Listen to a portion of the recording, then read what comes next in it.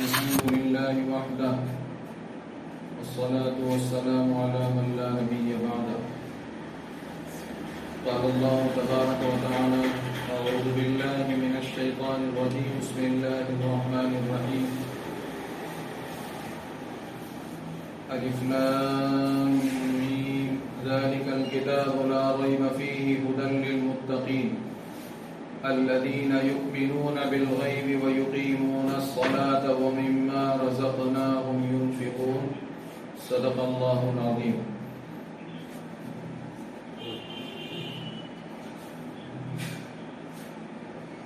سب سے پہلے ہم اللہ کا شکر ادا کریں کہ اللہ نے ہم کو ہماری روح کی غذا کا انتظام فرمایا. جسم کی جیسی غذا ہوتی ہے اسی طرح روح کی غذا بھی ہوا کرتی ہے. جیسے ہم روزانہ 3 مرتبہ اپنے جسم کو باقی رکھنے کے لیے اس کی غذا کا انتظام کرتے ہیں، اسی طرح ہماری جو روح ہے، جو وہی اصل ہے جس کے ختم ہونے کے بعد ہمارا نام بھی نہیں لیا جاتا، تو اس روح کی غذا کا انتظام اللہ نے اپنے فضل سے فرمایا. روح کی غذا میں دین کی باتوں کا سننا سنانا، اسی طرح نماز، قرآن کریم کی تلاوت، یہ سب روح کی غذا میں داخل ہے. تو جیسے ہم جسم کی غذا کی فکر کرتے ہیں اسی طرح اس کے برابر یا اس سے بڑھ کر روح کی غذا کی فکر کرنے والے ہم بنیں. اسی لیے یہ دین کی مجلسیں ہوا کرتی ہیں. اس دین کی مجلس کا مقصد ہے یہاں سے جاتے ہوئے ہم اونچے ارادے کے ساتھ، اونچی نیت کے ساتھ، اللہ کے دربار میں کسی چیز کی کمی نہیں ہے، ہماری نیت کے مطابق اللہ فیصلہ کریں گے. میری زندگی میں 100% دینداری آ جائے. جب میں تنہا رہوں تب بھی دینداری ہو، لوگوں کے درمیان میں رہوں تب بھی دینداری. دین اللہ کی جو نعمت ہے، اتنی بڑی نعمت ہے کہ کوئی اور نعمت اس کا مقابلہ نہیں کر سکتی. آج اس بات کی ضرورت ہے کہ ہم اپنے اندر، اپنے دلوں میں سب سے زیادہ دین کی عظمت کو پیدا کرنے کی فکر کریں. کائنات میں جتنی چیزیں ہیں ان تمام چیزوں کے مقابلے میں جس دین سے اللہ نے ہمارا رشتہ جوڑا ہے، اس دین کی عظمت بہت بڑھ کر ہے. قرآن کریم حضرت خضر علیہ السلام کا قصہ بیان کرتا ہے. حضرت موسیٰ حضرت خضر کے قصے میں قرآن کریم کہتا ہے کہ جاتے جاتے حضرت خضر علیہ السلام ایک معصوم بچے کو، جس پر ابھی نماز فرض نہیں ہوئی، نابالغ بچے کو قتل کر دیے. حضرت موسیٰ علیہ السلام کو بڑا اشکال ہوا کہ معصوم بچہ، ابھی فرشتے اس کے اعمال کو لکھنا شروع بھی نہیں کیے اور اس کی غلطیوں میں شمار نہیں کی جاتی ہے، اس معصوم بچے کو آپ کیوں قتل کر دیے؟ تو حضرت خضر علیہ السلام نے جواب دیا کہ یہ بچہ آئندہ چل کر اس کے جو ماں باپ ہیں، جو بہت ہی نیک اور صالح ہیں، ان کے ایمان کے لیے، دین کے لیے فتنے کا سبب بننے والا تھا. یہ اگر بڑا ہوتا تو ماں باپ کے دین میں خطرہ پیدا ہو سکتا تھا. کہیں ایسا نہ ہو کہ ماں باپ دین چھوڑ کر اور دین کو اختیار نہ کر لیں. اسی لیے اس بچے کو قتل کیا گیا. اور میں نے یہ کام اپنی طرف سے نہیں کیا، اللہ کا حکم تھا، میں نے کیا. تو یہ واقعہ ہم کو یہ سبق دے رہا ہے کہ حضرت خضر علیہ السلام ایک معصوم کے جان کو لینا اسے تو گوارا کرے، لیکن بے دینی کو گوارا نہیں کیے۔ تو ماں باپ کے دین کی حفاظت کے خاطر ایک معصوم بچے کی جان لے لی گئی۔ تو اس سے ہم کو یہ سبق ملا کہ معصوم بچے کی جان سے بڑھ کر، ہماری اولاد کی جان سے بڑھ کر، ہماری جان سے بڑھ کر دین ہے۔ دین معمولی دولت نہیں ہے۔ گزشتہ زمانے میں پتہ نہیں کیسے کیسے حالات آئے۔ قرآن کریم ایک لمبا واقعہ بیان کرتا ہے، مختصراً ہمارے ذہن میں رہے۔ ایک زمانے میں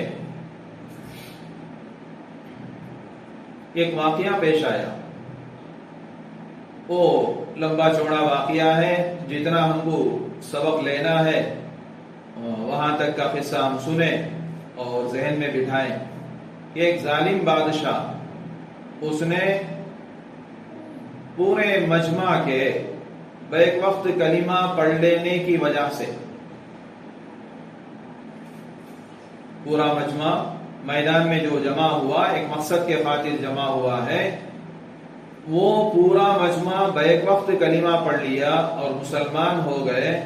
تو بادشاہ چونکہ کافر تھا تو اس نے ایک خندق کھودی، ایک گڑھا کھود کر کے اس کو آگ سے بھر دیا۔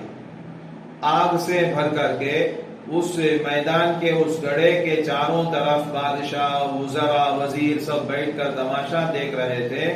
جو جو کلمہ پڑھے وہ سب کے سب اس میں ڈھکیل دیے گئے۔ تو دین اتنی بڑی دولت ہے کہ وہ اسی وقت کلمہ پڑھے ہیں اور دین اتنا مضبوط ان کی زندگی میں داخل ہو گیا، جس کے نتیجے میں وہ صرف گڑھے میں نہیں، اس گڑھے میں آگ ہے، پھر بھی اس میں اپنے آپ کو جھونکنا، اپنے آپ کو اس آگ میں ڈالنا اسے گوارا کر لیے، لیکن وہ دین کو نہیں چھوڑے۔ اسی واقعے میں یہ بھی لکھا گیا ہے کہ ایک ماں اپنے دودھ پیتے بچے کو ساتھ رکھی تھی، اسے یہ اس وجہ سے وہ پیچھے ہٹ رہی تھی کہ میں تو جان دینے کے لیے تیار ہوں، لیکن میرے بچے کا کیا ہوگا؟ تو فوراً اللہ نے اس بچے کو گویائی دی۔ وہ بچہ بولنے لگا، امی جان تم بھی اس میں کود جاؤ۔ تو یہ ہے ہمارا دین، جس دین سے اللہ نے ہمارے پوچھے بغیر اس دین سے رشتہ جوڑا ہے۔ آج جس دور سے ہم گزر رہے ہیں، جس زمانے سے ہمارا گزر ہو رہا ہے، اس وقت کا اہم تقاضا، سب سے پہلے نمبر کا تقاضا یہ ہے کہ ہماری زندگی میں 100% دینداری آئے اور دین کی عظمت ہمارے دلوں میں ہو۔ اسی وجہ سے جب بچہ پیدا ہوتا ہے تو شریعت کا یہ حکم ہے، شریعت کی یہ تعلیم ہے کہ اس کے سیدھے کان میں اذان پڑھا جائے، بائیں کان میں اقامت کے کلمات کہے جائیں۔ ابھی دنیا میں آنکھیں کھولا ہے بچہ، دنیا کی ہوا لگنے سے پہلے سب سے پہلا کام یہ ہے کہ بچے کو لیں، اس کے سیدھے کان میں یہ اذان دیں، اذان کے کلمات کہے جائیں اور بائیں کان میں اقامت کے کلمات کہے جائیں۔ آج کل اس مسئلے میں بھی سستی ہو رہی ہے، دیری ہو رہی ہے اور دیر کیا جا رہا ہے۔ کسی وجہ سے بچے کو کسی بہانے سے ماں باپ کے ہاتھ میں یا باپ کے ہاتھ میں یا قریبی رشتہ دار کے ہاتھ میں نہیں دیا جاتا، لیکن ہم اس کی فکر کریں کہ بچہ ابھی دنیا کی ہوا نہ لگے، اس سے پہلے اللہ کی عظمت، اس کی بڑائی کی بات بچے کے کان میں اور کان کے ذریعے، دونوں کانوں کے ذریعے اس کے دل میں اللہ کی عظمت کو بٹھائے۔ اس کا اثر یہ ہوتا ہے کہ پوری زندگی وہ دین سے جڑا رہتا ہے، چاہے وہ کیسا بھی گنہگار ہو، لیکن دین کا چھوڑنا اس کے لیے ایسا ہی ہے جیسا کہ پہاڑ سے نیچے اپنے آپ کو گرا دینا۔ اتنے آسانی سے مسلمان اپنے دین کو نہیں چھوڑتا ہے، یہ دین کی عظمت ہی کے خاطر۔ تو اس وقت ہماری ذمہ داری یہ ہے کہ ہم دین کی عظمت ہمارے دل میں بٹھائیں۔ اسی وجہ سے بازار سے گزرنے کے موقع پر اسلامی تعلیمات میں سے یہ ہے کہ ہم سب چوتھا کلمہ پڑھیں. جب بھی بازار سے دکانوں پر سے گزریں چوتھا کلمہ پڑھیں جس میں اللہ کی وحدانیت ہے اور اللہ کے ساتھ کوئی اور شریک نہیں ہے. تو شریعت ہم کو یہ تعلیم دیتی ہے کہ بازار میں ہماری نگاہیں ادھر ادھر نہ جائیں، اللہ ہی کی طرف ہماری نگاہ ہو، اللہ سے بڑے تو کوئی اور نہیں. تو میری ماؤں اور بہنوں، اس وقت ہماری ذمہ داری یہ ہے کہ دین کی عظمت ہم اپنے دل میں بٹھائیں. اس کے لیے جو کام ہم کو کرنا ہے وہ تو کرنا ہی ہے. تو پہلے ہم یہ سوچیں کہ ہمارے مانگے بغیر اللہ اپنے فضل سے اتنی بڑی دولت ہم کو دیا ہے تو اس کی کتنی قدر کرنے کی ضرورت ہے. تو اس کی قدر یہی ہے کہ حضور علیہ الصلوۃ والسلام کی جو سنت ہے، اسلامی جو تعلیمات ہیں، شریعت کا جو حکم ہے، شریعت کے جو احکام ہیں، وہ اپنی زندگی میں ہم داخل کرنے والے بن جائیں. جب معلوم ہوا کہ حضور علیہ الصلوۃ والسلام کی یہ سنت ہے تو فوراً اس پر عمل کرنے والے بن جائیں. کتابوں میں ایک واقعہ لکھا گیا ہے کہ ایک بڑے اللہ والے تھے، بہت سی کرامتیں ان سے صادر ہوتی تھیں، بڑی بڑی کرامتیں ان سے ظاہر ہوئی، لوگ ان کے معتقد تھے. تو وہ راستے پر سے گزر رہے تھے تو ایک مسجد میں نماز پڑھنے کا اتفاق ہوا. وہ عصر کی نماز کا وقت تھا تو نماز میں شریک ہوئے. نماز کے بعد ہم سب کے دلوں میں، خاص طور سے ان کے سامنے جو مجمع تھا، جو لوگ تھے، ان کے دلوں میں سنت کی عظمت کو، حضور علیہ الصلوۃ والسلام کا جو مبارک طریقہ ہے جس کو ہم سنت کہتے ہیں، اس سنت کی عظمت کو ہمارے دلوں میں، اس مجمع کے دلوں میں بٹھانے کے لیے وہ بزرگ کہنے لگے، اچھا وہ جو مسجد تھی قبرستان والی مسجد تھی. تو انہوں نے کہا دیکھو اللہ نے مجھے بہت سی کرامتیں دی اور بہت سی کرامتیں میرے ہاتھوں سے نکلتے ہوئے بہت سے لوگ دیکھیں، اور اس وقت مجھے اللہ نے اتنی طاقت دی ہے کہ تمہاری اس قبرستان میں جتنے مردے اب تک دفن کیے گئے، ایک ایک قبر میں پتہ نہیں سووں ہزاروں اس سے زیادہ مردے ایک ایک قبر میں دفنائے گئے ہیں. مجھے اللہ نے اتنی طاقت دی ہے کہ میں اسی وقت ایک ایک قبر سے اس قبر میں اب تک جتنے مردے دفن کیے گئے ان تمام مردوں کو میں اٹھا کر کے کھڑا کروں. یہ میں کر سکتا ہوں. یہ انہوں نے فرمایا. آگے جو کہتے ہیں اس میں ہمارے لیے سبق ہے اس واقعے کے سننے سے پہلے ہم ارادہ کر لیں کہ ہم کسی سنت کو نہیں چھوڑیں گے. آگے انہوں نے فرمایا لیکن اتنی طاقت تو مجھے ہے کہ ہر قبر سے جتنے مردے دفنائے گئے ان تمام مردوں کو میں اٹھا کر کے کھڑا کروں، لیکن اس کے مقابلے میں سنت کے مطابق مسواک کرنا یہ اس سے بڑھ کر. ہمارے سامنے تو ہمارا ایمان کمزور ہونے کی وجہ سے ہم یہی سمجھیں گے ایک ایک قبر سے ایک مردے کا اٹھ جانا یہ بڑا ہے، نعوذ باللہ، قرآن کیا بولتے ہیں مسواک کے مقابلے میں. نہیں، وہ بزرگ ہم کو یہ سبق دے رہے ہیں کہ مردوں کا زندہ کرنا اس میں کوئی کمال نہیں ہے، بلکہ انسان کی جو ترقی ہے سنت کے مطابق زندگی گزارنے پر. بلکہ انہوں نے کہا کہ ایک مرتبہ سنت کے مطابق مسواک کریں تو اس کرامت سے لاکھ درجہ بڑھ کر. تو سنت کی عظمت ہمارے دلوں میں ہونی چاہیے. عام طور سے ذہن میں یہ ہوتا ہے کہ مسواک کی جو سنت ہے وہ تو مردوں کے لیے نہیں بلکہ عورتوں کے لیے، سب کے لیے، مومن مرد مومن عورتیں سب کے لیے مسواک ہے. افسوس کی بات یہ ہے کہ یہ پیسٹ برش وغیرہ آنے کے بعد وہ سنت ہم سے تقریباً چھوٹ گئی. تو ہم ابھی سے ارادہ کریں گے. مجلس میں آنے کا مقصد یہ ہے کہ دین کی جو بات، اس لیے کہ دین کی بات اللہ کی بات ہے، حضور علیہ الصلوۃ والسلام کی بات ہے. تو دین کی جو بات میرے سامنے آئے اس بات کو میں اپنی زندگی میں داخل کروں گی. اسی نیت سے ہم کو یہاں آنا ہے. اور درمیان میں بھی ہم اپنے دلوں کو ٹٹولیں گے، کہیں نیت نہ بدل گئی ہو، نیت میں کہیں خرابی نہ پیدا ہو گئی ہو، اور اللہ سے مانگیں گے کہ اے اللہ میری زندگی حضور علیہ الصلوۃ والسلام کی سنت کے طریقے کے مطابق گزرے۔ اس کی آج ضرورت ہے۔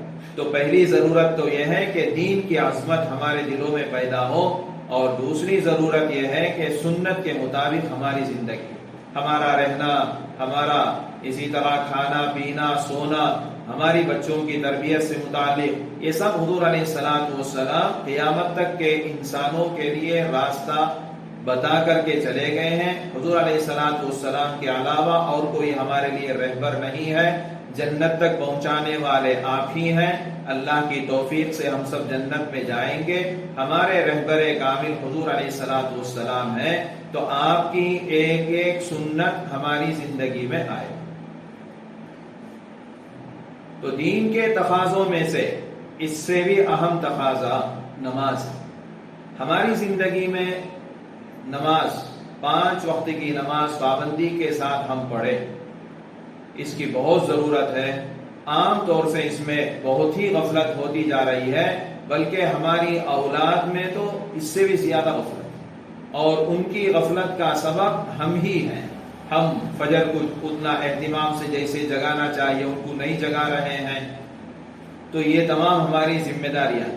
حضور علیہ الصلوۃ والسلام فرماتے ہیں جب بچہ 7 سال کا ہو جائے تو اس کو نماز پڑھنے کا حکم دو، جبکہ ہم سب اچھی طرح جانتے ہیں 7 سال کے بعد، 8 سال گزرنے کے بعد، 7 سال ہو کر جب اس کے بعد 8 سال گزریں گے، یعنی بچہ 15 سال کا ہو جائے تب اس پر نماز فرض ہوتی ہے۔ حضور علیہ الصلوۃ والسلام 7 سال کی عمر میں نماز پڑھنے کے لیے نماز کا حکم اپنی اولاد کو دو، کاہے کے لیے کہتے ہیں؟ حضور علیہ الصلوۃ والسلام سے بڑھ کر اور کوئی عقل مند اور کوئی سمجھدار نہیں ہو سکتا۔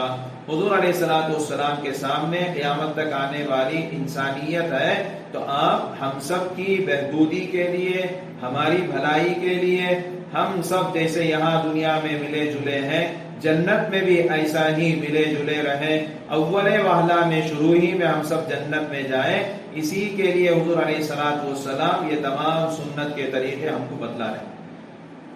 پھر آگے حضور فرماتے ہیں 10 سال کا ہو جائے بچہ اور نماز نہ پڑھے تو اس کو مارو۔ ہم حضور علیہ الصلوۃ والسلام کے بارے میں بارہا سنے ہیں، آپ سے زیادہ شفقت کرنے والا اور کوئی نہیں۔ ایک طرف شفقت ہے، قرآن ہی کہتا ہے آپ رحمت للعالمین ہیں، تو ایک طرف آپ کی رحمت اور شفقت ہے، دوسری طرف یہ کہتے ہیں جبکہ ابھی نماز اس پر فرض نہیں ہوئی ہے، ابھی نماز فرض ہونے کے لیے 5 سال باقی ہے، لیکن حضور فرماتے ہیں کہ 10 سال کا اگر بچہ ہو جائے نماز نہ پڑھے تو اس کو مارو۔ تو یہ حضور کیوں کہتے ہیں؟ ہماری زندگی بنانے کے لیے، ہماری آخرت بنانے کے لیے۔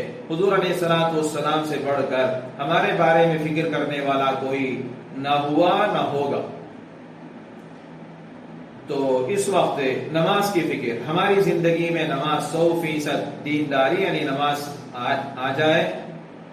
اماموں میں سے 4 امام ہم سب جانتے ہیں، ان چاروں میں سے ایک امام احمد علیہ الرحمہ، دیکھیے نماز چھوڑنے کے بارے میں کیا کہتے ہیں، فرماتے ہیں جو بندہ، جو مسلمان جان بوجھ کر نماز چھوڑے، اس کے انتقال کے بعد ہمارے قبرستان میں اس کو جگہ نہیں، اور فرماتے ہیں نماز جنازہ بھی اس کی نہ پڑھی جائے، نہ اس کی نماز جنازہ پڑھی جائے گی، نہ اسے مسلمانوں کے قبرستان میں دفن کیا جائے گا۔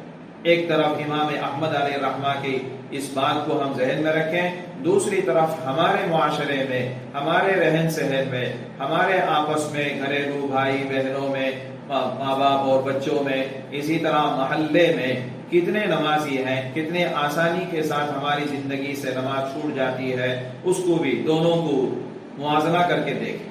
امام احمد علیہ الرحمہ کیا فرماتے ہیں؟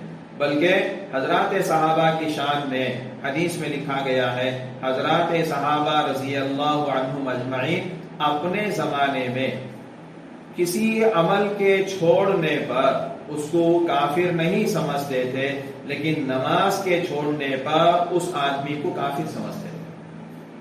اگر کوئی زکوٰۃ نہیں دے رہا ہے، کوئی حج اس پر فرض ہونے کے باوجود حج نہیں کر رہا ہے، روزہ نہیں رکھ رہا ہے، حضرات صحابہ ان میں سے کسی کو کافر نہیں کہتے تھے، لیکن کوئی بندہ نماز چھوڑ رہا ہے تو اس کو حضرات صحابہ کہتے ہیں کہ ہم اس کو کافر سمجھتے تھے۔ تو نماز کی اہمیت ہمارے دلوں میں ہونی چاہیے۔ حضرت عمر فاروق رضی اللہ عنہ کے حالات میں یہ بھی حدیثی میں ہے، ایک مرتبہ گورنروں کو خط لکھتے ہیں حضرت عمر فاروق رضی اللہ عنہ۔ کیا خط لکھتے ہیں؟ سنیے، ہم بھی خط لکھتے ہیں تو کیا لکھتے ہیں، اور حضرت عمر فاروق کیا لکھتے ہیں؟ گورنروں کو خط لکھ رہے ہیں، دیکھو میرے نزدیک تمہارے کاموں میں سے سب سے اعلیٰ درجے کا کام نماز ہے۔ تمہارے جتنے کام ہیں، چاہے دینی ہو دنیاوی ہو، تمام کاموں میں میرے نزدیک سب سے اہم کام نماز ہے۔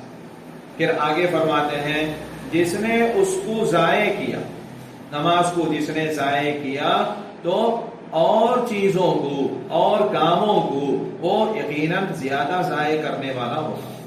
تو حضرت عمر فاروق رضی اللہ عنہ ہم کو سبق دے رہے ہیں، ہماری زندگی میں، مومن کی زندگی میں اگر نماز ہے تو اس کا ہر کام اچھا ہو، اس کا چاہے دین کا کام ہو، دنیا کا کام ہو، فیکٹری میں کام کر رہا ہے، کھیتی باڑی کر رہا ہے، دکان میں کام کر رہا ہے، یا کوئی اور ذمہ داری ہے، یا فیکٹری چلا رہا ہے، اس کے سارے کام اچھے ہونے کے لیے اس کی نماز کی محافظت ضروری، نماز کی پابندی ضروری ہے۔ نماز کی اگر پابندی اس کی زندگی میں ہے تو خود بخود تمام کام اس کے اچھے ہوں گے۔ اتنا بڑا سبب ہم کو حضرت عمر فاروق رضی اللہ عنہ دے رہے ہیں۔ تو نماز ہماری زندگی میں سب سے پہلے نمبر میں دین کی عظمت ہو، دوسرے نمبر میں نماز ہو، تیسرے نمبر میں ہماری زندگی میں حضور علیہ الصلوۃ والسلام کی مبارک سنتیں ہیں۔ کھاتے ہوئے سب گھر والے بیٹھ کر کھائیں، بچوں کو بولیں حضور علیہ الصلوۃ والسلام کی سنت کھانے میں کیسا ہے، کیسا کھائے ہو، کہاں سے کھائے، کیا بول کر کھائے، درمیان میں کیا پڑھے، آخر میں کیا پڑھے، یہ سب گزشتہ زمانے میں الحمدللہ ہماری مائیں یہ تمام ذمہ داریاں کرتی تھی، جبکہ ان کے زمانے میں کام اور زیادہ تھا۔ اب تو اللہ نے ہماری کمزوری کو دیکھ کر کے کام کو آسان ہلکا کر دیا، تمام کام تقریباً آدھا سے زیادہ کام مشنری کرتے ہیں۔ مسالہ پیسنا، وہ زمانے میں مسالہ پیستے تھے، سل بتہ استعمال کرتے تھے، اب تو اس کی جگہ میں مکسی۔ آٹا روکتے تھے شام میں اگلے دن کے ناشتے کے لیے، اس کی جگہ میں بھی آج گرینڈر ہے۔ اور اسی طرح چولہے کا مسئلہ ہے، پھونکنی سے پھونکتے تھے اور ان کی صحت اچھی بھی رہتی تھی، لیکن آج بھی اس کا اچھا بدل۔ لیکن جو کام وہ کرتے تھے وہ بڑے بڑے کام، اس میں وقت بھی زیادہ لگتا تھا، اس کے باوجود وہ اپنے بچوں کی نگرانی کرتے تھے کہ بچہ بچی کہاں جاتے ہیں، کہاں آتے ہیں، کن سے ملتے ہیں، مکتب کو گئے نہیں گئے، ان کی تعلیم قرآن کا سبق آج کہاں سے کہاں تک ہے، جانے سے پہلے بھی سنتے تھے کہ آج حضرت کے پاس کہاں سے کہاں تک سنانا ہے، واپس آنے کے بعد بھی پوچھتے تھے کہ کہاں سے کہاں تک سبق دیے ہیں۔ یہ تمام اس دور کو اب دوبارہ لوٹانے کی ضرورت ہے۔ بس اس مجلس کا اہم مقصد یہی ہے کہ وہ فکر، وہ دور دوبارہ آئے، بلکہ غور کرے بولے تو اس سے زیادہ وہ خواتین آج سے 50 سال پہلے جتنا کام کرتی تھیں دین کے اعتبار سے، اس سے زیادہ آج کام کرنے کی ضرورت ہے۔ ماں وضو کرتی ہے تو بچوں کو سامنے کھڑاتی تھی اور وضو کیسا کرنا بتاتی تھی کہ وضو ایسا کرنا چاہیے، منہ ایسا دھونا چاہیے، کہاں سے کہاں تک منہ دھونا ہے، اور ہاتھ کہاں سے کہاں تک دھونا ہے، یہ سب عملاً کر کے بتانے کا کام ہے، تو عملاً بتاتی تھی۔ اور وہی بچے آئندہ چل کر نیک بنتے تھے۔ یہ سب ماں باپ کے لیے ذخیرہ، آخرت کے ذخیرہ ہیں۔ ماں باپ کے جانے کے بعد بھی ان کی نماز کا ثواب، ان کے وضو کا ثواب پورے طور سے ماں باپ کو مل رہا ہے۔ کیوں؟ اس لیے کہ اس لائن پر ڈالنے والے ماں باپ ہی سبب ہے۔ ماں باپ سبب بنے تو اس کی وجہ سے وہ بچے نیک بنے، تو نیک بنے تو ان کی جو نیکیاں ہیں، ہر نیکی میں ماں باپ کا حصہ ہے۔ تو اولاد ہمارے لیے ذخیرہ آخرت ہے. تربیت کے بارے میں عام طور سے دن بدن غفلت میں اضافہ ہی ہوتا جا رہا ہے اور زیادہ اضافہ ہے. تو مصیبتیں ہم خود بول رہے ہیں، اللہ ہم سب کو معاف کرے. مصیبتیں یعنی دین راحت پہنچانے کی چیز ہے. جس کے اندر دینداری ہو تو وہ اگرچہ اس کے جیب میں 5 روپے نہ ہو لیکن سکون کی زندگی وہ گزارے گا. یہ اللہ کا وعدہ ہے، قرآن کریم کا وعدہ ہے. تو ہماری زندگی میں دینداری کا پیدا ہونا اور اس کے لیے سب سے اہم مسئلہ قرآن نماز کی تلاوت کا مسئلہ ہے اور نماز کا مسئلہ ہے. نماز ہماری زندگی میں آنی چاہیے. رات کو سوتے وقت میں پورے طور سے پورے ارادے کے ساتھ اللہ سے دعا مانگتے ہوئے اور 4 قل وغیرہ سورہ فاتحہ سب پڑھ کر کے دم کر کے سوئیں. بچوں کو بھی اسی راستے پر لگائیں. صبح میں اٹھنے کی نیت سے سوئیں اور اگر نہ اٹھیں تب بھی انشاءاللہ ثواب ملے گا. وہ زمانے میں الارم کا اہتمام ہوتا تھا، الارم رکھ کر سوتے تھے فجر کی نماز کو اٹھنے کے لیے. آج اسی دور کو دوبارہ لانے کی ضرورت ہے اور اس زمانے میں لوگ جتنی فکر کرتے تھے اس سے زیادہ آج ہم کو آخرت کی فکر کرنے کی ضرورت ہے. اس لیے کہ حالات بہت نازک چل رہے ہیں. اگر کوئی گناہ سے بچنا چاہے تو بھی گناہ سے نہیں بچ سکتا. ایسے دور سے ہمارا گزر ہو رہا ہے. تو پہلا کام دین کی عظمت ہماری زندگی میں اور ہر وقت کھاتے پیتے سوتے جاگتے جب بھی ہو ہمارے ساتھ چونکہ ایمان ہے. ایمان ایسی روشنی ہے، ایسا نور ہے. مومن جہاں جہاں چلتا ہے تو اس کا نور اس کے ساتھ چلتا ہے. تو کہیں اسے بہکنے نہیں دے گا، اس کی زبان سے غلط بات نہیں نکلے گی. اسی طرح اس کے کان غلط باتیں نہیں سنیں گے، اس کی آنکھیں غلط جگہ نہیں دیکھیں گی. اس زمانے میں بلکہ ہر زمانے میں اس کی ضرورت رہی، اس زمانے میں اور زیادہ ضرورت ہے. تو پہلے نمبر میں دین کی عظمت ہو، دوسرے نمبر میں نماز ہماری زندگی میں آئے، تیسرے نمبر میں حضور علیہ الصلوۃ والسلام کی سنت. حضرت مولانا عبدالحی صاحب عارفی رحمۃ اللہ علیہ کی کتاب ہے اسوہ حسنہ. خواتین ہی کے لیے وہ کتاب لکھی گئی ہے. وہ اپنے مطالعے میں رکھیں اور روزانہ 1-2 صفحہ اس میں دیکھیں اور کئی دعائیں اس میں حضرت نقل کیے ہیں. کئی باتیں ضخیم کتاب ہے. اور اردو زبان ہماری مادری زبان ہے. اللہ کا شکر ادا کرنا چاہیے کہ عربی زبان سے ملتی جلتی زبان اردو زبان ہے. اس کی اہمیت بھی ہمارے دلوں میں ہو اور اردو زبان سیکھیں، پڑھیں، اردو کتابیں دیکھیں. دین کا بہت بڑا ذخیرہ اردو زبان میں ہے. تو حضرت کی خاص طور سے کتاب اور بہشتی زیور خواتین ہی کے لیے حضرت حامی نور اللہ مرقدہ لکھے ہیں. تو بہشتی زیور میں سارے مسائل، عورتوں سے متعلق جتنے مسائل ہیں، بہت سے مسائل ایسے ہوتے ہیں خود پڑھنے کے ہوتے ہیں، پوچھنے کے نہیں ہوتے. ان تمام مسائل کو ان کتابوں میں دیکھ کر سمجھ میں نہ آئے تو اپنے محرم وغیرہ سے پوچھ کر کے، کسی عالم دین سے پوچھ کر کے معلوم کرنا، یہ اس دور میں کرنے کے کام. صبح سے لے کر شام تک کے ہمارے جو اوقات ہیں وہ پورے اوقات فٹ ہو. کون سے وقت میں کون سا کام کرنا ہے، پکانے کے لیے بھی وقت نکالیں، پکاتے ہوئے بھی درمیان میں درود شریف ہو، استغفار ہو، کلمہ طیبہ ہو، یہ سب پڑھتے رہیں. حضرت شیخ نور اللہ مرقدہ اپنے گھر کے خواتین کے بارے میں کہتے ہیں 10-15 پارہ یہ روزانہ گھریلو کام کاج کے ساتھ. کون سا کام ہے؟ اس زمانے کے اعتبار سے وہ سل بتہ میں پیسنا اور اسی طرح لکڑی کا چولہا، اس زمانے کا قصہ حضرت بیان کرتے ہیں. روزانہ چونکہ پوری حضرت کے گھر کے خواتین سب کے سب حافظ قرآن تھیں تو حفاظ ہی رہتی تھی، حافظات رہتی تھیں، تو ان کو پڑھنا آسان تھا. جب ارادہ کریں گے تو اللہ خود بہت راستہ کھول دے. ایک کام تو ایک اور کام ہے قرآن کریم کی تلاوت. عام طور سے اللہ ہم سب کی حفاظت فرمائے، ہم سب کو معاف فرمائے، آمین.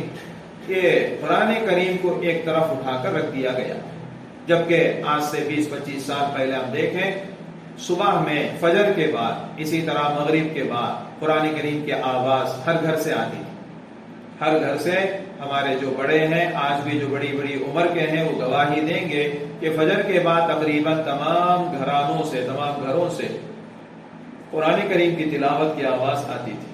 حضور علیہ السلام فرماتے ہیں جس بندے کو قرآن کریم کی تلاوت کرنے کی وجہ سے، قرآن کریم پڑھتے رہنے کی وجہ سے دعا مانگنے کی اس کو فرصت نہیں ہے اور تسبیحات وغیرہ کرنے کی بھی فرصت نہیں ہے، دعا بھی نہیں کر رہا ہے، نہیں کر رہی ہے وہ قرآن کریم کی تلاوت کی وجہ سے، اتنا اس کو قرآن کریم کا شوق ہے، جب بھی دیکھے وہ قرآن کریم کی تلاوت کر رہی ہے، تو حضور فرماتے ہیں دعا مانگنے کی اس کو فرصت نہیں ہے قرآن کریم کی تلاوت کی وجہ سے، صبح و شام کی تسبیحات کرنے کی فرصت نہیں ہے، تو اللہ کہتے ہیں حدیث قدسی ہے دعا مانگنے والوں کو جتنا دوں گا اس سے بڑھ کر اس بندے کو، اس بندی کو دوں گا جو قرآن کریم کی تلاوت کی وجہ سے دعا کی فرصت اس کو نہیں مل رہی اور تسبیحات کی فرصت اس کو نہیں مل رہی ہے، اس کو دعا مانگنے والوں سے زیادہ دوں۔ یہ کون فرماتے ہیں؟ میرے اور آپ کے آقا، بلکہ حدیث قدسی ہے جس میں اللہ ہی فرماتے ہیں۔ تو قرآن کریم کی تلاوت ہماری زندگی کے اور صبح سے لے کر شام تک جتنے کام ہیں ان میں ٹائم ٹیبل بنا کر کے، نظام الاوقات بنا کر کے، کون سے وقت میں کون سا کام کرنا چاہیے، قرآن کریم کی تلاوت کے لیے کون سا وقت ہے، یہ سب ہم کو کرنے کی ضرورت ہے۔ ہم کریں گے، ہمارے بچے دیکھ کر ویسے ہی بنیں گے، ہمارے جانے کے بعد انشاءاللہ یہ سب راحت کا سامان بنیں گے، دنیا میں بھی راحت کا سامان بنیں گے، آخرت میں بھی راحت کا سامان بنیں گے۔ آگے حضور علیہ السلام کی قرآن ہی سے متعلق ایک حدیث ہے، عجیب حدیث ہے، اللہ کرے کہ وہ حدیث ہم کو سمجھا دے، آمین۔ حضور فرماتے ہیں صلی اللہ علیہ وسلم، ایک مرتبہ حضرات صحابہ کے سامنے حضور فرما رہے تھے کہ جیسے لوہے کو پانی لگنے سے زنگ آ جاتا ہے، اسی طرح ہمارے دلوں کو بھی زنگ لگ جاتا ہے۔ اتنا فرق ہے کہ لوہے میں جو زنگ ہے وہ نظر آتا ہے، ہمارے دلوں میں جو زنگ ہے وہ نظر نہیں آتا ہے۔ حضور علیہ السلام کا آگے کیا ارشاد ہے وہ سننے سے پہلے ہمارے ذہن میں رہے، دلوں کا جو زنگ ہے اس سے حضور علیہ السلام ہم کو یہ بتلانا چاہتے ہیں، دلوں کے زنگ سے مراد ہے آخرت سے غفلت۔ مہینے ہو جاتے ہیں مجھے موت کی یاد نہیں آتی ہے، مجھے نماز کی فکر نہیں ہے، آخرت کی تیاری کی فکر نہیں ہے، اس کا مطلب یہ ہے کہ میرا دل زنگ آلود ہو گیا، میرے دل میں زنگ بھر گیا ہے۔ تو حضور علیہ السلام یہ ارشاد فرما رہے تھے۔ اب سنیے حضور ہم کو کیا علاج بتاتے ہیں اور حضرات صحابہ کیا اشکال کیے۔ حضور علیہ السلام جب یہ تذکرہ کیے کہ ہمارے دلوں میں زنگ لگ جاتا ہے، یعنی آخرت سے، نمازوں سے غفلت ہو جاتی ہے، تو حضرات صحابہ فوراً پوچھنے لگے یا رسول اللہ اس زنگ کو دور کرنے کا طریقہ کیا ہے؟ زنگ کو دور کرنے کا طریقہ کیا؟ آگے حضور علیہ السلام حضرات صحابہ کے اشکال کے بعد جواب دے رہے ہیں، دو چیزیں، دو علاج ہے، ان دونوں علاج کو ہم کو کرنے کی ضرورت ہے، ہماری زندگی میں داخل کرنے کی ضرورت ہے۔ پہلا علاج حضور علیہ السلام بتاتے ہیں کہ قرآن کریم کی تلاوت کرو۔ قرآن کریم کی تلاوت کرنے سے وہ دل کا زنگ دور ہوگا۔ تو آج کتنی غفلت ہو رہی ہے، افسوس کے ساتھ کہنا پڑتا ہے کہ ایک رسم کے طور پر عارس جب دلہا کے گھر کو جاتی ہے تو اس کے ہاتھ میں برکت کے لیے قرآن دے دیتے ہیں، وہ جانے کے بعد ایک دن یا 2 دن پڑتی ہے، بس اس کے بعد رکھا ہوا ہے، اس میں دھول چڑھ رہے ہیں، سب اس میں ہو رہا ہے، جبکہ قرآن کریم روزانہ کی تلاوت کی کتاب ہے۔ تو ہم دوسرے کاموں کو سل میں، آج بہت بڑی مصیبت، شیطان بہت خوش ہو رہا ہے ہمارے درمیان میں اس کھلونے کو ڈال کر کے، وہ حد سے زیادہ خوش ہو رہا ہے کہ میرے راستے میں بہت سے لوگ آ رہے ہیں، تو اس کو تو ہم کو وہ دشمن ہونے کی وجہ سے اس کے منہ کو کالا کرنا ہے، اسے غصہ دلانا ہے، اسے ہنسانا نہیں ہے۔ تو اس کو غصہ دلانے کے واسطے ایک ہی کام ہم کو کرنا ہے کہ ہماری زندگی میں 100% دینداری پیدا ہو۔ تو حضور علیہ السلام اس حدیث میں ایک علاج تو یہ بتائے کہ قرآن کریم کی تلاوت کرو۔ دوسرا علاج حضور علیہ السلام بتا رہے ہیں، حضور سے بڑھ کر کوئی اور سچا نہیں ہو سکتا۔ حضور فرماتے ہیں صلی اللہ علیہ وسلم، کیا فرماتے ہیں کہ موت کو کثرت سے یاد کرو. ایک قرآن کریم کی تلاوت کرو اور نمبر 2 موت کو کثرت سے یاد کرو. حضرت تھانوی نور اللہ مرقدہ فرماتے ہیں پہلے سجدے میں مومن یہ سوچے کہ مجھے مرنا ہے. ہر رکعت میں 2 سجدے ہوتے ہیں. پہلے سجدے میں مومن یہ سوچے کہ مجھے مرنا ہے. دوسرے سجدے میں یہ سوچے کہ میں تو مر ہی گیا. یہ سوچنے سے، بار بار سوچنے سے حضور علیہ الصلوۃ والسلام کے اس مبارک ارشاد پر عمل کرنا ہمارے لیے آسان ہو جائے گا کہ موت کو کثرت سے یاد کرو. 4 رکعت نماز پڑھیں گے تو کوشش ہماری یہ ہو کہ پورے دھیان کے ساتھ ہم نماز پڑھیں. حضرت تھانوی نور اللہ مرقدہ کے کہنے کے مطابق پہلے سجدے میں یہ سوچیں کہ مجھے مرنا ہے، اسی مٹی میں جانا ہے، اسی زمین میں مجھے دفن ہونا ہے. دوسرے سجدے میں یہ سوچیں کہ میں تو مر ہی گیا، میں تو مر ہی گئی، یہ سوچے. تو حضور علیہ الصلوۃ والسلام کا مبارک ارشاد ہر انسان کے لیے قیامت تک کے لیے ہے. تو حضور علیہ الصلوۃ والسلام کسی بھی مسئلے میں، کسی بھی شعبے میں ہم کو پیاسے چھوڑ کر نہیں گئے. ہر جگہ میں، ہر مسئلے میں ہم ہماری پیاس کو حضور علیہ الصلوۃ والسلام بجھائے ہیں. حضور علیہ الصلوۃ والسلام سے بڑھ کر اور کوئی ہمارا شفیق مہربان نہیں ہو سکتا، بلکہ ہمارے باپ سے بڑھ کر شفقت حضور علیہ الصلوۃ والسلام کی ہم سب پر ہے. حضور سے بڑے، باپ سے بھی زیادہ شفیق حضور علیہ الصلوۃ والسلام ہی ہے. تو حضور علیہ الصلوۃ والسلام کا جو بچھایا ہوا راستہ ہے، اس راستے پر حضرات صحابہ چل کر دنیا ہی میں وہ کامیابی حاصل کر لی. دنیا ہی میں اللہ کی طرف سے رضامندی کا پروانہ ان کو مل گیا. وہ اللہ سے راضی اور اللہ ان سے راضی. اسی راستے کو ہم بھی پکڑیں گے، تھامیں گے، اسی راستے پر چلنے کی فکر کریں گے. انشاءاللہ خود بخود اللہ کی طرف سے مدد آئے گی. ہماری زندگی میں جتنی پریشانیاں ہیں خود بخود اللہ آسان کریں گے، ان پریشانیوں کو دور کریں گے. پریشانیوں کے بولنے سے پریشانیاں دور نہیں ہوتی ہیں، بلکہ دین کو اختیار کرنے سے، دین میں جو طریقے بتائے گئے ہیں ان طریقوں کو اختیار کرنے سے ہماری زندگی میں سکون اور چین حاصل ہوگا. جو ہمارا مقصد ہے، ہم بھی یہی چاہتے ہیں. کوئی مسلمان یا کوئی انسان یہ نہیں چاہتا کہ مجھے پریشانی لاحق ہو. ہم میں سے ہر ایک پریشانی کو دور کرنے کی فکر ہی کر رہے ہیں، لیکن ہمارے آقا جو طریقہ بتا دیے بس اسی طریقے کو اپنانے کے ہم ذمہ دار ہیں. ہم سب مل کر کے اللہ سے دعا کریں، اللہ سے مانگیں، اے اللہ میری زندگی میں 100% دینداری پیدا فرما دیجئے. یہ آپ ہی کر سکتے ہیں. اور اسی طرح نماز کا شوق میرے اندر، نوافل بھی 2-4 رکعت پڑھ لیا کریں. اشراق کی 1-2 رکعت پڑھ لیے. اسی طرح چاشت اگر نہیں ہے تو مغرب کے بعد اوابین ہے، وہ پورے 6 رکعت ہیں، اس میں سے 1-2 رکعت پڑھ لیے. یہ سب کریں گے تو خود بخود گھر کا ماحول ہی عجیب نورانی ماحول ہوگا. سب کے سب جنت محسوس کریں گے اپنے گھر کو، جبکہ ہماری اولاد میں بھی اور اسی طرح ماں باپ کے اندر بھی یہ دینداری ہے. اور اسی طرح نماز وغیرہ. دین ہمارا کبھی بھی یہ نہیں کہتا کہ دنیا چھوڑ کر پورے طور سے دین کے ہو جاؤ، نہیں، بلکہ دینداری ہماری زندگی میں دنیا کا کام کریں تو وہ بھی دین کا کام بنے. یہ ہمارے اسلام میں، ہماری شریعت میں یہ طریقہ ہم کو بتلایا گیا. بلکہ ایک مثال ہمارے ذہن میں رہے، کاموں میں سے سب سے غلیظ کام بیت الخلا جانا ہے.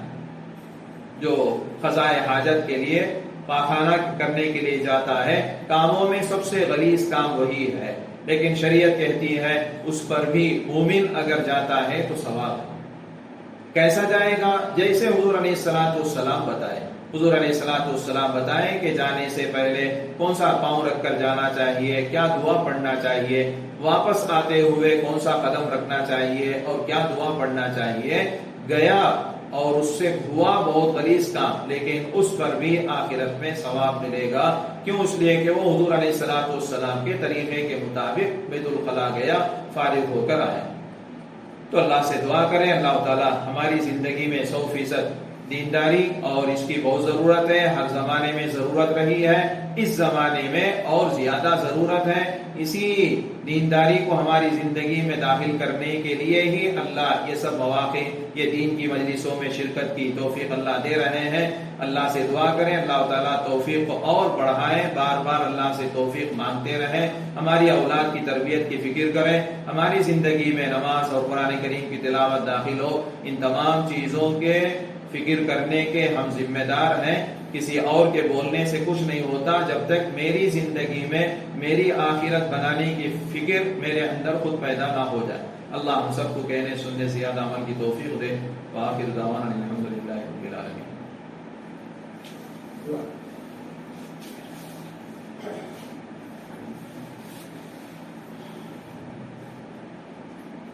الحمدللہ رب العالمین۔ اللهم صل على سيدنا محمد وعلى آل سيدنا محمد وبارك وسلم۔ اللهم صل على محمد وعلى آل محمد كما صليت على إبراهيم وعلى آل إبراهيم إنك حميد مجيد۔ اللهم بارك على محمد وعلى آل محمد كما باركت على إبراهيم وعلى آل إبراهيم إنك حميد مجيد۔ اللهم صل على محمد النبي الأمي وعلى آله وسلم تسليما۔ ربنا ظلمنا أنفسنا وإن لم تغفر لنا وترحمنا لنكونن من الخاسرين۔ اللهم أرنا الحق حقا وارزقنا اتباعه، اللهم أرنا الباطل باطلا وارزقنا اجتنابه، اللهم أرنا الحق حقا وارزقنا اتباعه، اللهم أرنا الباطل باطلا وارزقنا اجتنابه، اللهم اكفنا بحلالك عن حرامك وأغننا بفضلك عمن سواك۔ ربنا تقبل منا ما كان صالحا وأصلح لنا ما كان فاسدا۔ صلى الله تعالى وسلم على خير خلقه سيدنا محمد وعلى آله وصحبه أجمعين برحمتك يا أرحم الراحمين، والحمد لله رب العالمين۔